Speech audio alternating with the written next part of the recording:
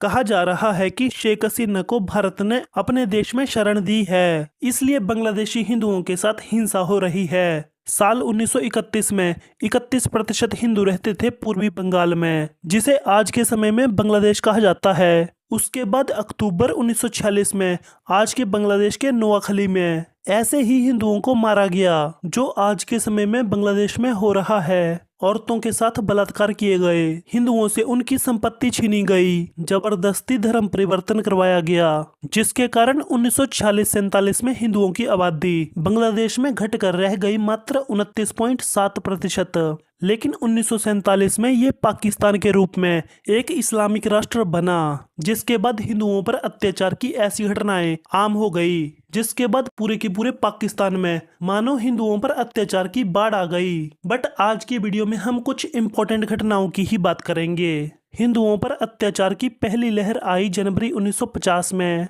उसके बाद दूसरी लहर 1964 में आई, और जो इस हिंसा का कारण था उससे बांग्लादेश के हिंदुओं का कोई लेना देना नहीं था। दरअसल दिसंबर 1963 में श्रीनगर के एक मजहबी स्थल से मोहम्मद, जिसे मुस्लिम अपना पैगंबर मानते हैं, उसका एक बाल गायब हो गया, जिसका बांग्लादेशी हिंदुओं से कोई लेना देना नहीं था। लेकिन फिर भी बांग्लादेशी हिंदुओं पर अत्याचार हुआ। इसके बाद तीसरी लहर 1971 में आई। पाकिस्तान पूर्वी पाकिस्तान यानी आज के बांग्लादेश को आज़ादी नहीं देना चाहता था, तो पाकिस्तानी सेना ने पूर्वी पाकिस्तान में यानी बांग्लादेश में 30 लाख लोगों को मारा था, जिनमें मरने वाले ज्यादातर हिंदू थे। 4 लाख औरतों का बलात्कार किया गया, जिसमें 80% हिंदू थी। उस समय 1 करोड़ लोगों ने बांग्लादेश से पलायन किया, जिसमें 80% हिंदू थे, जिसके कारण 1974 में हिंदुओं की आबादी घटकर 13.5% हो गई। उसके बाद अगली लहर आई 1988 में, जब बांग्लादेश के संविधान को सेकुलर से बदलकर इस्लामिक कर दिया गया। उस समय लगभग 2 सालों तक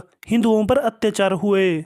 उसके बाद बाबरी मस्जिद की घटना के बाद 1992 में फिर से अत्याचार शुरू हो गए, जबकि बांग्लादेश के हिंदुओं का बाबरी मस्जिद से कोई लेना देना नहीं था। जिसके बाद 2001 के बाद लगातार ऐसी घटनाएं सामने आने लगी, और 2001 में हिंदुओं की आबादी मात्र 10% रह गई। 2001 से 2007 के बीच हिंदुओं की 22 लाख एकड़ जमीन हथिया ली गई, और उस जमीन की कीमत की बात की जाए तो ये उस समय की बांग्लादेश की जीडीपी का आधा था। और 2013 से 2021 के बीच लगभग 3700 हमले किए गए हिंदुओं पर। इसके बाद 2022 में जब शेख हसीना की सरकार थी बांग्लादेश में, उस समय पर बांग्लादेश में 154 हिंदुओं की हत्या हुई। 120 से ज्यादा हिंदुओं को किडनैप कर लिया। लगभग 40 के करीब हिंदू महिलाओं के साथ दुष्कर्म किया। 190 के करीब हिंदुओं को जबरन इस्लाम धर्म कबूल करने के लिए कहा गया। और ऐसी बहुत सी घटनाएं हुई। मतलब बांग्लादेश में सरकार किसी की भी हो, हिंदुओं पर अत्याचार कभी बंद नहीं हुए।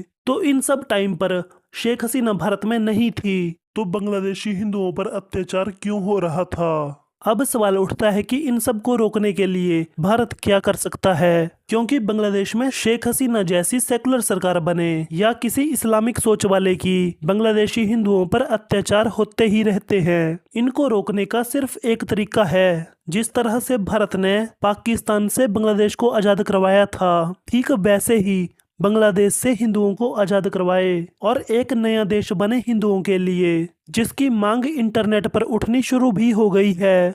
बांग्लादेश को ब्रह्मपुत्र नदी 2 हिस्सों में बांटती है, तो नदी की एक तरफ नया देश हिंदू देश बनाया जाए, जहां हिंदू आसानी से अपना जीवन जी सकें। पर क्या ये करना आसान होगा? तो अगर आपको याद हो, 1971 में बांग्लादेश में एक मुक्ति वाहिनी नाम का संगठन था। भले ही उस समय बांग्लादेश को बनाने के लिए भारतीय सेना ने सब कुछ किया हो, लेकिन इसके पीछे नाम आज भी मुक्ति वाहिनी का लिया जाता है। तो भारत को बांग्लादेश में नया देश बनाने के लिए ऐसे ही किसी संगठन की जरूरत है, या फिर किसी संगठन को सपोर्ट करना पड़ेगा, या नया संगठन बनाना पड़ेगा।